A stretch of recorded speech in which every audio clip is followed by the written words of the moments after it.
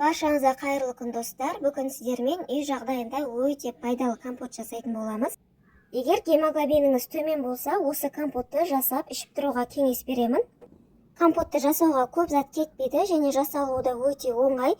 Ол үшін 3 алма, мейіз және науат және бір қызылша қажет болады. Қызылшаны алдын ала қайнатпаймыз, осылай шикілі қабығынан аршып аламыз. Алмаларды турап аламыз, ортасын кесіп тастаймыз. Алмаларды жіңішкелеу етіп турап аламыз.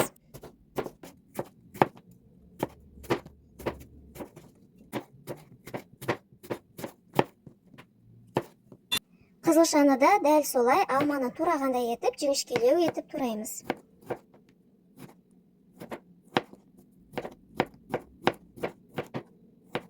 Компот қайнататын ыдысымызға барлығын саламыз.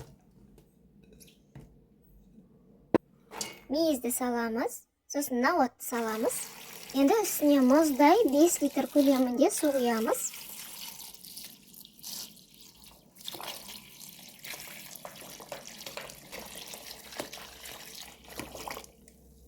Қақпағын жауып, компотымызды 20-25 минуттай қайнатып аламыз.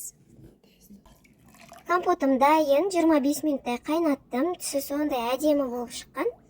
Ең бастысы өте пайдалы, магазиндердің зиянды напитіктерінен гөрі осылай үй жағдайында пайдалы компоттар жасап тұрыңыздар. Видеом сіздерге пайдалы болса, лайк басып, пікір қалдыра кетіңіздер.